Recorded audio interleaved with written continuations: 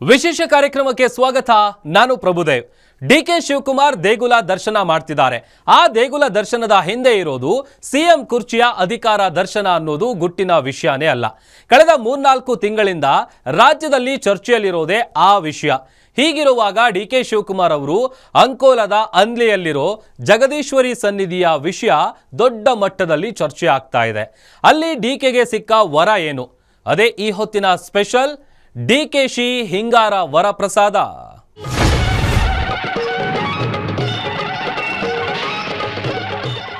ಹಸನ್ಮುಖನಾಗಿ ಸಂತೋಷದಿಂದ ನಿರ್ಗಮಿಸ್ತಾ ಇದ್ದೀನಿ ಅನ್ನೋದು ಡಿಕೆ ಶಿವಕುಮಾರ್ ಹೊರಗೆ ಬಂದು ಹೇಳಿದ ಮಾತು. ಆ ಮಾತು ಹೇಳಿದ್ದು ಅಂದ್ಲೆಯಲ್ಲಿ, ಜಗದೀಶ್ವರಿಯ ಸನ್ನಿಧಿಯಲ್ಲಿ. ಆ ಮಾತಿಗೆ ವಿಶೇಷ ಅರ್ಥ ಇದೆ. ಯಾಕಂದ್ರೆ ಈ ಜಗದೀಶ್ವರಿ ದೇವತೆಗಳ ದೇವತೆ, 32 ಕೋಟಿ ದೇವತೆಗಳ ಒಡತಿ ಎನ್ನುವುದು ನಂಬಿಕೆ. ಆ ಕ್ಷೇತ್ರದ ಮಹಿಮೆಯನ್ನ ನೋಡ್ತಾ ಹೋದ್ರೆ ಅದೇನು ಅನ್ನೋದು ನಿಮಗೆ ಅರ್ಥವಾಗುತ್ತೆ.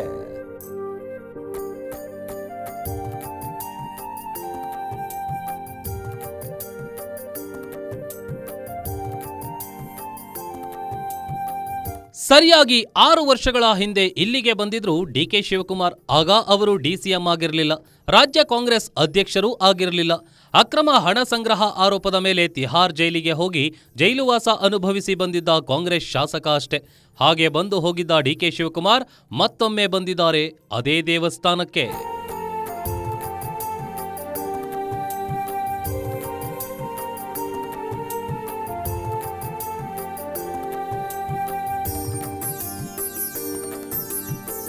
ಈ ಕ್ಷೇತ್ರ ಇರೋದು ಉತ್ತರ ಕನ್ನಡ ಜಿಲ್ಲೆಯ ಅಂಕೋಲಾದಲ್ಲಿ. ಅಲ್ಲಿ ಅಂದ್ಲೆ ಎಂಬ ಗ್ರಾಮದಲ್ಲಿದೆ ಈ ದೇವಸ್ಥಾನ. ಈ ದೇವಸ್ಥಾನದ ಆದಿದೇವತೆ ಜಗದೀಶ್ವರಿ. ಇಲ್ಲಿಗೆ ಸಮೀಪದಲ್ಲಿಯೇ ಆರ್ಯದುರ್ಗ, ಶಾಂತದುರ್ಗ, ಮಹಾಮಾಯ, ಹೀಗೆ ಹಲವು ದೇವಸ್ಥಾನಗಳಿವೆ. ಆ ಕ್ಷೇತ್ರಗಳಿಗಿಂತ ಈ ಕ್ಷೇತ್ರಕ್ಕೆ ವಿಶೇಷ ಮಹಿಮೆ, ಪ್ರಖ್ಯಾತಿ ಇದೆ.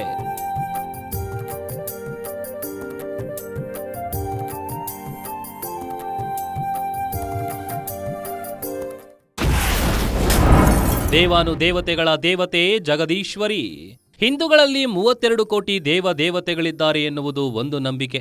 ಆ ದೇವತೆಗಳ ಗುಂಪಿಗೆ ಸೇರದ ಎಲ್ಲ ದೇವತೆಗಳ ದೇವತೆಯೇ ಈ ಜಗದೀಶ್ವರಿ ಎನ್ನುವುದು ನಂಬಿಕೆ. ಈ ದೇಗುಲದ ಅರ್ಚಕರಿಗೂ ಅಷ್ಟೇ. ಡಿಕೆ ಶಿವಕುಮಾರ್ ಯಾಕೆ ಬಂದಿದ್ದಾರೆ, ಯಾವ ಬೇಡಿಕೆ ಇಟ್ಟಿದ್ದಾರೆ, ಯಾವ ಹರಕೆ ಹೊತ್ತಿದ್ದಾರೆ ಎಂಬ ಬಗ್ಗೆ ಮಾಹಿತಿ ಇಲ್ಲ ಅನ್ನೋದಕ್ಕಿಂತ ಅವರು ಅದನ್ನ ಹೇಳಿಕೊಳ್ಳಲ್ಲ. ಪ್ರಶ್ನೆ ಕೇಳಿ ದೇವತರ ಅವ್ರದ್ದು ಏನ್ ಸಮಸ್ಯೆಗಳಿದೆ ಅದನ್ನ ಬಗ್ಗೆ ಕೇಳ್ಕೊಂಡು ಏನೋ ಮಾಡೋ ವಿಚಾರಗಳಿದೆ ಅಷ್ಟೇ. ನನಗೆ ಸರಿಯಾದಂತ ಅವ್ರ ಈ ತರ ಹಿಂಗ್ ಹೇಳಲಿಕ್ಕೆ ಒಪ್ಪಿಗೆ ಅನುಮತಿ ಇಲ್ಲ. ಮತ್ತೆ ಅವ್ರೇನ್ ಕೇಳ್ತಾರ ಅದನ್ನ ಮಾಡ್ಕೊಡ್ತೇವೆ ನಾವು. ಬೆಳಿಗ್ಗೆಯಿಂದ ಅವ್ರ ಸಂಕಲ್ಪದಲ್ಲೇ ಅವ್ರ ಮನೆಯವರ ಅವ್ರ ಕುಟುಂಬದ ಸಂಕಲ್ಪದಲ್ಲೇ ಎಲ್ಲ ಪೂಜೆ ಇದೆಲ್ಲ ನೆರವೇರಿದೆ. ಈಗ ಮತ್ತೆ ಮುಂದೆ ಅವ್ರು ಬಂದ ಮೇಲೆ ಏನ್ ಮಾಡ್ಲಿಕ್ಕೆ ಅದನ್ನ ಮಾಡಿದ್ದೇವೆ. ಬೆಳಿಗ್ಗೆ ಒಂದು ಪೂಜೆ ಆಗ್ತದೆ, ಅದ್ರ ಮೇಲಿಂದ ಎಲ್ಲ ಅವ್ರ ಏನಿದೆ ಅದ್ರ ಪ್ರಕಾರ ನಡೀತದೆ. ಯಾರಲ್ಲೂ ಈಡೇರದ ಹರಕೆಯನ್ನ ಈಡೇರಿಸುವ ಶಕ್ತಿ ಸ್ವರೂಪಿಣಿ, ಉಗ್ರ ಸ್ವರೂಪಿಣಿ, ಶಾಂತಿ ಸ್ವರೂಪಿಣಿ. ಮುಂಜಾನೆಯಿಂದಲೇ ಸಂಕಲ್ಪ ಪೂಜೆಯ ಆರಂಭ. ಇಲ್ಲಿನ ವಿಶೇಷ ಎಂದ್ರೆ ದೇವಸ್ಥಾನಕ್ಕೆ ನಡೆದುಕೊಳ್ಳುವ ಭಕ್ತರ ಸಂಖ್ಯೆ 200-300 ಜನ ಅಷ್ಟೇ. ಈ ದೇವತೆಗೆ ಹರಕೆ ಹೊತ್ತರೆ ಈಡೇರುತ್ತದೆ ಎನ್ನುವುದು ನಂಬಿಕೆ. ಜಗದೀಶ್ವರಿ ಶಕ್ತಿ ಸ್ವರೂಪಿಣಿ, ಉಗ್ರ ಸ್ವರೂಪಿಣಿ, ಶಾಂತಿ ಸ್ವರೂಪಿಣಿ ಎಲ್ಲವೂ ಆಗಿದ್ದಾಳೆ. ಇಂತಹ ದೇವತೆಯ ಎದುರು ಪೂಜೆಗೆ ಕೂರುವ ಮುನ್ನ ಡಿಕೆ ಶಿವಕುಮಾರ್ ಅವರ ಹೆಸರಲ್ಲಿ ಸಂಕಲ್ಪ ಪೂಜೆಯು ನಡೆಯುತ್ತದೆ.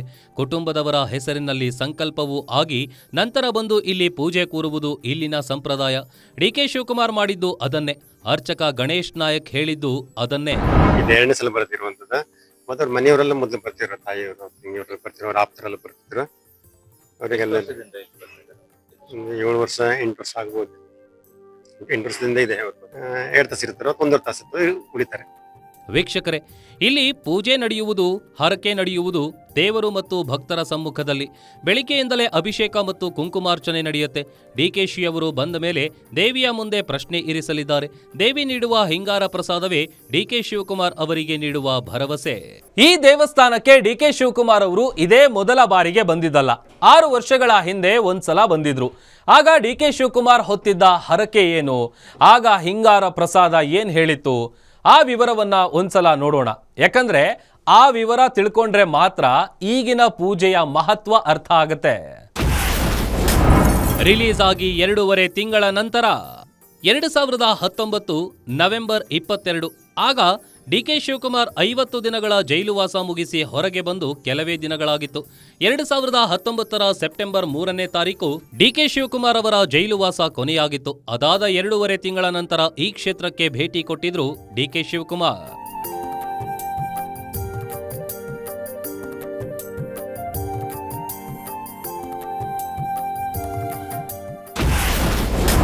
ಮೂರು ಗಂಟೆಗಳ ಕಾಲ ನಿರಂತರ ಪ್ರಾರ್ಥನೆ. ಸಾಮಾನ್ಯವಾಗಿ ಈ ಕ್ಷೇತ್ರಕ್ಕೆ ಭೇಟಿ ನೀಡಿ ಪೂಜೆ ಸಲ್ಲಿಸುವವರು ಸುಮಾರು 1 ಗಂಟೆ ಕಾಲ ಪ್ರಾರ್ಥನೆ ಮಾಡ್ತಾರೆ. ಆ ವೇಳೆ ಭಕ್ತ ಮತ್ತು ದೇವಿ ಇಬ್ಬರೇ ಇರ್ತಾರೆ. ಆಗ ಅಂದ್ರೆ 6 ವರ್ಷಗಳ ಹಿಂದೆ ಡಿಕೆ ಶಿವಕುಮಾರ್ ಇಲ್ಲಿ ಸತತ 3 ಗಂಟೆಗಳ ಕಾಲ ಪ್ರಾರ್ಥನೆ ಮಾಡಿ ಪೂಜೆ ಸಲ್ಲಿಸಿದ್ರು.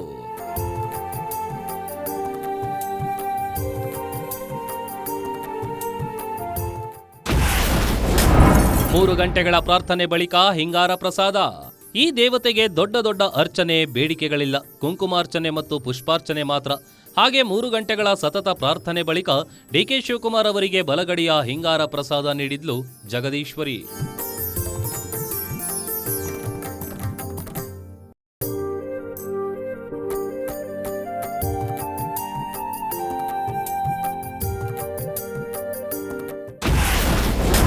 ಡಿಕೆ ಬರುವ ಸೂಚನೆ ಕೊಟ್ಟಿದ್ದಳು ಜಗದೀಶ್ವರಿ. 9 ದಿನಗಳಲ್ಲಿ ಬಿಡುಗಡೆ ಎಂದಿದ್ದ ಜಗದೀಶ್ವರಿ ಮಾತೆ. ಡಿಕೆ ಶಿವಕುಮಾರ್ ಜೈಲಲ್ಲಿದ್ದಾಗ ಅವರ ಪತ್ನಿ, ತಾಯಿ, ಸಹೋದರಿ ಈ ಕ್ಷೇತ್ರಕ್ಕೆ ಬಂದು ಪೂಜೆ ಸಲ್ಲಿಸಿದ್ರಂತೆ. ಆಗ 9 ದಿನಗಳ ಒಳಗೆ ಡಿಕೆ ಶಿವಕುಮಾರ್ ಬಿಡುಗಡೆಯಾಗಿ ಬರ್ತಾರೆ ಎಂದು ವಚನ ನೀಡಿದ್ಲಂತೆ ಜಗದೀಶ್ವರಿ. ಅದರಂತೆಯೇ ಸರಿಯಾಗಿ 9 ದಿನಕ್ಕೆ ಕೋರ್ಟ್ ಜಾಮೀನು ಕೊಟ್ಟು ಡಿಕೆ ಶಿವಕುಮಾರ್ ಬಿಡುಗಡೆಯಾಗಿದ್ರು. ಇಲ್ಲಿನ ದೇವಿ ಹಿಂಗಾರ ಪ್ರಸಾದದ ಮೂಲಕ ಭವಿಷ್ಯ ಹೇಳ್ತಾಳೆ. ಆದ್ರೆ ಆ ವೇಳೆ ಭಕ್ತರು ದೇವಿಗೆ ಬೇಡಿಕೆಗಳನ್ನ ಇಡಬೇಕು. ಅಂದ್ರೆ ಇಲ್ಲಿ 3 ರೀತಿಯ ಬೇಡಿಕೆಗಳನ್ನ ಸಲ್ಲಿಸ್ತಾರೆ. ಒಂದು, ಅರ್ಜಿಗಳನ್ನ ಇಟ್ಕೊಂಡು ಬೇಡಿಕೆ ಸಲ್ಲಿಸೋದು. 2ನೇಯದು ಪೂಜೆ ಮಾಡಿಕೊಳ್ಳುವಾಗಲೇ ಕೇಳ್ಕೊಳ್ಳೋದು. ಮತ್ತು 3ನೇಯದ್ದು ದೇವಿಯ ಎದುರು ಭಕ್ತಿಯಿಂದ ನಿಂತು ಪ್ರಾರ್ಥನೆ ಮಾಡ್ತಾ ಮನಸ್ಸಿನಲ್ಲಿಯೇ ಬೇಡಿಕೊಳ್ಳೋದು. ಹಾಗೆ ಕೇಳಿಕೊಂಡಾಗ ದೇವಿಯ ತಲೆಯ ಮೇಲೆ ಇದ್ದ ಹೂವು ಬಲಗಡೆ ಬಿದ್ದರೆ ನೀವು ಕೇಳಿಕೊಂಡಿದ್ದು ಆಗೋದು ಖಚಿತ ಎಂದರ್ಥ. ಎಡಗಡೆ ಬಿದ್ದರೆ ಸಾಧ್ಯವೇ ಇಲ್ಲ ಎಂದರ್ಥ. ಆ ಪ್ರಸಾದಕ್ಕೆ ಹಿಂಗಾರ ಪ್ರಸಾದ ಅಂತ ಕರೀತಾರೆ. ಹಿಂಗಾರ ಪ್ರಸಾದವೇ ದೇವಿ ನುಡಿಯುವ ಭವಿಷ್ಯ. 2019ರಲ್ಲಿ ಬಲಗಡೆ ಹಿಂಗಾರ ಪ್ರಸಾದ ಕೊಟ್ಟಿತ್ತಂತೆ. 2019ರಲ್ಲಿ ಜಗದೀಶ್ವರಿ ದೇವಿ ಬಲಗಡೆ ಹಿಂಗಾರ ಪ್ರಸಾದ ಕೊಟ್ಟಿದ್ಲಂತೆ. ಅವರು ಏನ್ ಕೇಳಿಕೊಂಡಿದ್ರೋ ಅದರಂತೆ ಆಗಿತ್ತು. ಆದ್ರೆ ಕೆಪಿಸಿಸಿ ಅಧ್ಯಕ್ಷ ಹುದ್ದೆ, ಡಿಸಿಎಂ ಹುದ್ದೆ ಕೇಳಿಕೊಂಡಿದ್ರಾ? ಅದು ಡಿಕೆ ಶಿವಕುಮಾರ್ ಮತ್ತು ದೇವಿಗೆ ಮಾತ್ರ ಗೊತ್ತು. ಡಿಕೆ ಶಿವಕುಮಾರ್ ಒಪ್ಪಿದ್ದ ಇನ್ನೂ ಕೆಲವರಿದ್ರು. ಅವರು ಅದನ್ನ ಬಹಿರಂಗವಾಗಿ ಹೇಳುವಂತಿಲ್ಲ. ಇದು ದೇವಸ್ಥಾನದ ಕಟ್ಟಳೆ.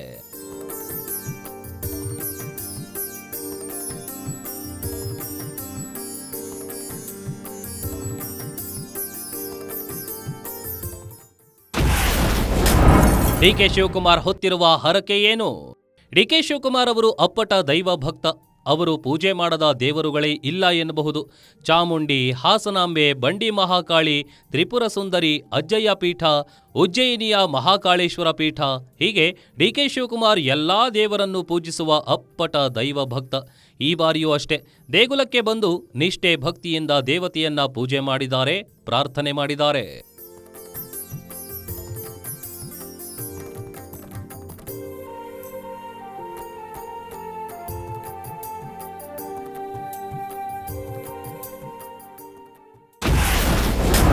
ಡಿಕೆ ಶಿವಕುಮಾರ್ ಸಿಎಂ ಆಗ್ತಾರಾ? ಜಗದೀಶ್ವರಿ ದೇವಿ ಡಿಕೆಗೆ ಒಲಿಯುತ್ತಾಳ? ಡಿಕೆಗೆ ಸಿಗುವ ಹಿಂಗಾರವರ ಪ್ರಸಾದ ಏನು? ವೀಕ್ಷಕರೇ, ಡಿಕೆ ಶಿವಕುಮಾರ್ ಹೀಗೆಲ್ಲ ಹೋಗಿ ಜಗದೀಶ್ವರಿ ದೇವಿಯ ಸನ್ನಿಧಿಯಲ್ಲಿ ಪೂಜೆ ಮಾಡುವ ಹೊತ್ತಿನಲ್ಲಿ ಸಿಎಂ ಸಿದ್ದರಾಮಯ್ಯ ನಾನೇ 5 ವರ್ಷ ಸಿಎಂ ಎಂದು ವಿಧಾನಸಭೆಯಲ್ಲಿ ಘೋಷಿಸಿದ್ದಾರೆ. ನಾನು 5 ವರ್ಷ ತುಂಬಿಸಿದ್ದೀನಿ, ಮತ್ತೆ 2ನೇ ಸಾರಿ ಮುಖ್ಯಮಂತ್ರಿ ಆಗಿದ್ದೀನಿ. ಈಗ ನಾನೇ ಮುಖ್ಯಮಂತ್ರಿ. ಕೇಳಪ್ಪ, ಹೈಕಮಾಂಡ್ನವರು ನನ್ನ ಪ್ರಕಾರ ನನ್ನ ಪರವಾಗೇ ಇರೋದು. ಜಗದೀಶ್ವರಿ ಏನ್ ಮಾಡ್ತಾಳೆ? ಗೋಕರ್ಣದ ಗೋಕರ್ಣನಾಥೇಶ್ವರ ಏನ್ ಮಾಡ್ತಾನೆ? ಏನ್ ವರ ಕೊಡ್ತಾರೆ ಡಿಕೆ ನಂಬಿರುವ ದೇವಾನುದೇವತೆಗಳು? ನಗ್ನಗ್ತಾ ಹೋಗ್ತಿದ್ದೀನಿ ಅನ್ನೋ ಡಿ ಕೆ ಶಿವಕುಮಾರ್ ಅವರ ಮಾತಿದೆಯಲ್ಲ, ಅದರಲ್ಲಿ ನಾವು ಎಲ್ಲವನ್ನ ಅರ್ಥ ಮಾಡ್ಕೋಬೇಕು. ಅವರಿಗೆ ಹಿಂಗಾರ ಪ್ರಸಾದ ಸಿಕ್ಕಿದೆ ಅನ್ನೋ ವಿಷಯವನ್ನ. ಅದೇ ಸಮಯದಲ್ಲಿ ಡಿ ಕೆ ಶಿವಕುಮಾರ್ ಅವರು ಇನ್ನೂ ಒಂದು ವಿಚಾರ ಹೇಳಿದ್ದಾರೆ. ಸಿದ್ದರಾಮಯ್ಯ ಅವರು ಸದನದಲ್ಲಿ ಹೇಳಿದ ಮಾತಿಗೆ ಕೌಂಟರ್ ಅಂತ ಹೇಳಬಹುದಾದ ಆ ಮಾತಿನಲ್ಲಿ ಪೂರ್ತಿ ಸತ್ಯ ಇಲ್ಲ, ಆದ್ರೆ ಮುಚ್ಚಿಟ್ಕೊಂಡಿದ್ದ ಅರ್ಧ ಸತ್ಯ ಇದೆ. ಬಹಳ ಸಂತೋಷದಿಂದ ಹಸನ್ಮುಖನಾಗಿ ಇಲ್ಲಿಂದ ನಿರ್ಗಮಿಸ್ತಾ ಇದ್ದೀನಿ. ಗಣೇಶನ ಪ್ರಾರ್ಥನೆ ಮಾಡಿದ್ದೀನಿ, ಮಹಾಬಲೇಶ್ವರ ಮಾಡಿದ್ದೀನಿ, ವೀರ ಗಂಗಾಧರ ಜನತೆಗೆ ಪ್ರಾರ್ಥನೆ ಮಾಡಿದ್ದೀನಿ. ಅವೆಲ್ಲ ನಮಗೆ ಮಾತ್ರ ಬಿಟ್ಟರೆ ನಾನು ಯಾವತ್ತೂ ಅವರು 5 ವರ್ಷ ಇರಲ್ಲ ಅಂತ ಹೇಳಿದ್ರು. ಪಕ್ಷ ನಿರ್ಧಾರ ಮಾಡಿದ ಪ್ರಕಾರ ಅವರಿದ್ದಾರೆ. ಹೈಕಮಾಂಡ್ ಒಂದು ಒಪ್ಪಂದ ತಂದಿದೆ. DK Shivakumar temple run power ಕೊಡುತ್ತಾ?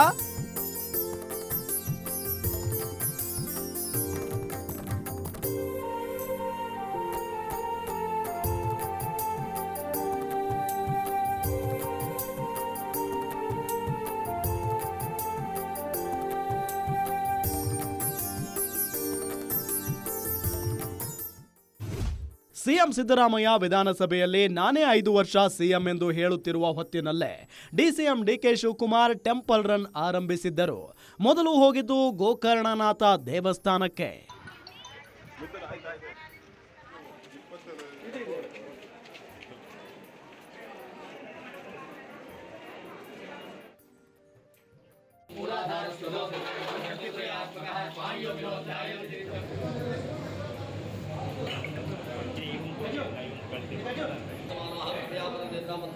ವಿಸರ್ಜಯಾಮಿ ಮಹಾಬಲೇಶ್ವರ ಪ್ರೀತ್ಯರ್ಥೆ ಮಂಗಳ ನೀರಾಜನಂ ಚ ಕರಿಷ್ಯೆ. ಅಮಯ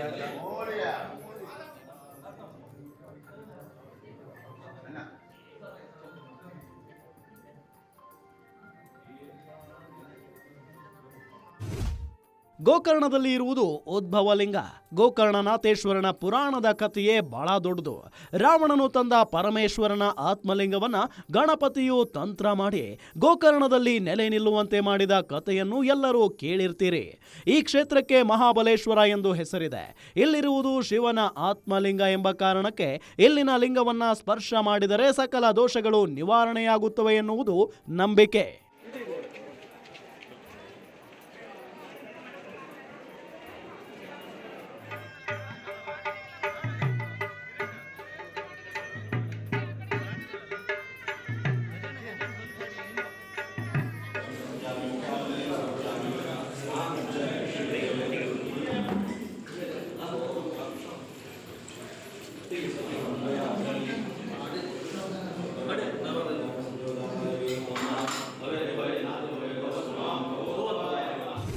ದಕ್ಷಿಣ ಕಾಶಿ ಎಂದೇ ಹೆಸರಾಗಿರುವ ಈ ಪುಣ್ಯಕ್ಷೇತ್ರಕ್ಕೆ ಬಂದ ಡಿಕೆ ಶಿವಕುಮಾರ್ ಮೊದಲಿಗೆ ವಿಘ್ನ ನಿವಾರಕನನ್ನ ಪೂಜಿಸಿದರು.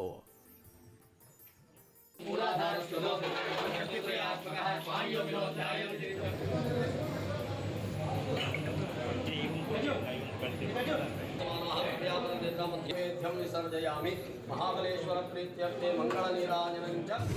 ನಂತರ ಶಿವನ ಆತ್ಮಲಿಂಗಕ್ಕೆ ಬಿಲ್ವಪತ್ರೆ ಸೇರಿದಂತೆ ರುದ್ರಾಭಿಷೇಕವನ್ನು ನೆರವೇರಿಸಿದರು.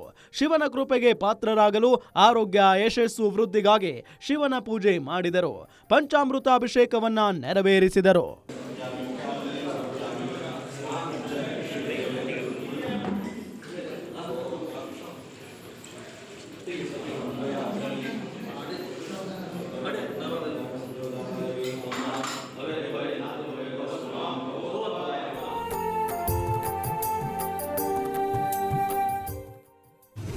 ನಂತರ ಹೊರಟಿದ್ದು ಜಗದೀಶ್ವರಿ ನೆಲೆಸಿರುವ ಪುಣ್ಯಕ್ಷೇತ್ರಕ್ಕೆ.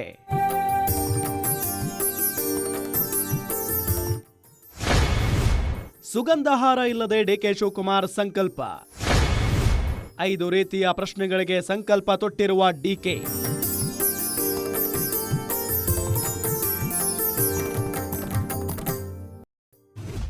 ಸಿಎಂ ಗದ್ದುಗೆ ಏರುತ್ತಿರುವ ಕನಸು ಹೊತ್ತಿರುವ ಡಿಕೆ ಶಿವಕುಮಾರ್ ಎದುರಿಸುತ್ತಿರುವ ರಾಜಕೀಯ ಸವಾಲುಗಳ ಪರಿಹಾರಕ್ಕಾಗಿ ದೇವಿಯ ಮುಂದೆ 5 ರೀತಿಯ ಪ್ರಶ್ನೆಗಳನ್ನ ಇರಿಸಲಿದ್ದಾರಂತೆ.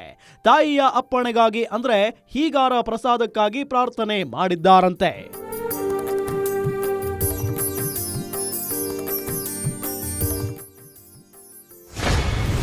ಗರ್ಭಗುಡಿಯಲ್ಲಿ ಡಿಕೆ ಶಿವಕುಮಾರ್ ಮಾತ್ರ. 1.5 ಗಂಟೆ ಗರ್ಭಗುಡಿಯಲ್ಲಿ ಡಿಕೆ.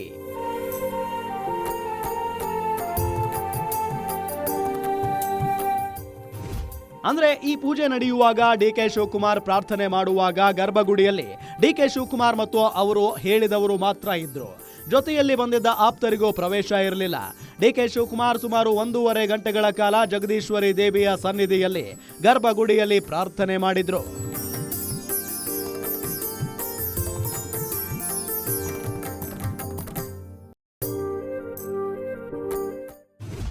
ಅಷ್ಟೇ ಅಲ್ಲ, ಜ್ಯೋತಿಷಿಗಳ ಸಲಹೆಯಂತೆ ಸುಗಂಧರಾಜದ ಹೂವುಗಳನ್ನ ಡಿಕೆ ಶಿವಕುಮಾರ್ ಪೂಜೆಗೆ ಬಳಸ್ತಾ ಇಲ್ಲ, ಹಾರವನ್ನು ಸ್ವೀಕಾರ ಮಾಡ್ತಿಲ್ಲ. 6 ವರ್ಷಗಳ ಹಿಂದೆ ಬಂದಿದ್ದನ್ನು ಕೂಡ ನೆನಪಿಸಿಕೊಂಡಿರುವ ಡಿಕೆ ಶಿವಕುಮಾರ್ ಹೊಸ ಸಂಕಲ್ಪವನ್ನು ಮಾತ್ರ ಹೇಳಿಲ್ಲ. ಇವತ್ತು ಪೂಜೆ ಮಾಡುವಂತ ಭಾಗ್ಯ ಕೂಡ ನಂಗೆ ಸಿಕ್ತು. ಅದಲ್ಲದೆ ಸುಮಾರು 5 ವರ್ಷದ ಹಿಂದೆ ನಾನು ಈ ಸ್ಥಳಕ್ಕೆ ಬಂದು ಈ ದೇವಿಯಲ್ಲಿ ನನಗೆ ಯಾವುದೋ ಒಂದು ನನ್ನ ಕುಟುಂಬದ ಕೆಲಸದ ಬಗ್ಗೆ ನಾನು ಪ್ರಾರ್ಥನೆ ಮಾಡಿದ್ದೆ. ಅದು ನನ್ನ ಇಷ್ಟ ನೆರವೇರಿತು. ಆ ತಾಯಿಗೆ ಮತ್ತೆ ಬರ್ತೀನಿ ಅಂತ ನಾನು ಬೇಡಿಕೆ ಮಾಡ್ಕೊಂಡಿದ್ದೆ. ಸೊ ಈ ಸಂದರ್ಭದಲ್ಲಿ ಒಂದು ಭೇಟಿ ಮಾಡಿ ಆ ತಾಯಿಗೆ ನನ್ನ ನಮನವನ್ನು ತಿಳಿಸಿ ಮತ್ತೆ ಆ ತಾಯಿ ಆಶೀರ್ವಾದವನ್ನು ಮಾಡಿ ಆಶೀರ್ವಾದ ಮಾಡು ತಾಯಿ ನನಗೆ ಅಂತ ಹೇಳಿ ಕೇಳ್ಕೊಳ್ಳಿಕ್ಕೆ ಬಂದಿದ್ದೇನೆ. ನನಗೆ ರಾಜ್ಯಕ್ಕೆ ನಮ್ಮಂತ ಜನಕ್ಕೆ ಎಲ್ಲ ಕೂಡ ಒಳ್ಳೆಯದಾಗಲಿ ಅಂತ ಹೇಳಿ ಪ್ರಾರ್ಥನೆ ಮಾಡ್ತೇನೆ. ಸೊ ಬಹಳ ಸಂತೋಷದಿಂದ ಹಸನ್ಮುಖನಾಗಿ ಇಲ್ಲಿಂದ ನಿರ್ಗಮಿಸ್ತಾ ಇದ್ದೇನೆ. ಡಿಕೆ ಸಂಕಲ್ಪಕ್ಕೆ ವರ ಕೊಟ್ಟಳ ಜಗದೀಶ್ವರಿ, ಹಿಂಗಾರ ಪ್ರಸಾದ ಕೊಟ್ಟಳ ಜಗದೀಶ್ವರಿ.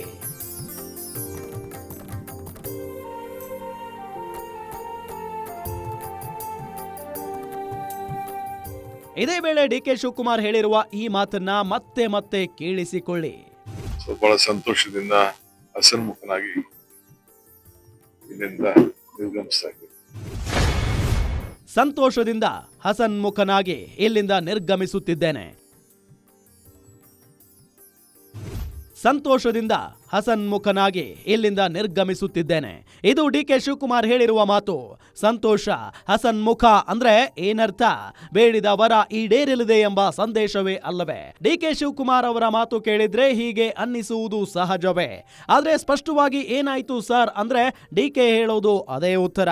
ಅದು ನನಗೂ ದೇವಿಗೂ ಬಿಟ್ಟ ವಿಚಾರ, ಭಕ್ತನಿಗೂ ಭಗವಂತನಿಗೂ ಬಿಟ್ಟ ವಿಚಾರ ಎನ್ನುತ್ತಾರೆ. ಎಲ್ಲ ನಾನು ಹೇಳಕ್ಕೆ ತಯಾರಿಲ್ಲ. ಆ ತಾಯಿಗೆ ನನಗೆ ಇರುವಂತ ವಿಚಾರ, ಭಕ್ತನಿಗೂ ಭಗವಂತನಿಗೂ ಇರುವಂತ ವಿಚಾರ. ತಾಯಿ ನನಗೆ ಏನ್ ಹೇಳಿದ್ದಾಳೆ, ನಾನ್ ತಾಯಿ ಹತ್ರ ಮಾತಾಡಿದ್ದೀನಿ, ನಮ್ಮಿಬ್ರು ಬಿಟ್ಟಿತ್ತು. ಸೊ ಗಣೇಶನ ಹತ್ರ ಏನ್ ಪ್ರಾರ್ಥನೆ ಮಾಡಿದ್ದೀನಿ, ಮಹಾಬಲೇಶ್ವರ ಏನ್ ಮಾಡಿದ್ದೀನಿ, ವೀರ ಗಂಗಾಧರ ಜನ ಏನ್ ಪ್ರಾರ್ಥನೆ ಮಾಡಿದ್ದೀನಿ, ಅವೆಲ್ಲ ನಮಗ್ ಮಾತ್ರ ಬಿಟ್ಟ.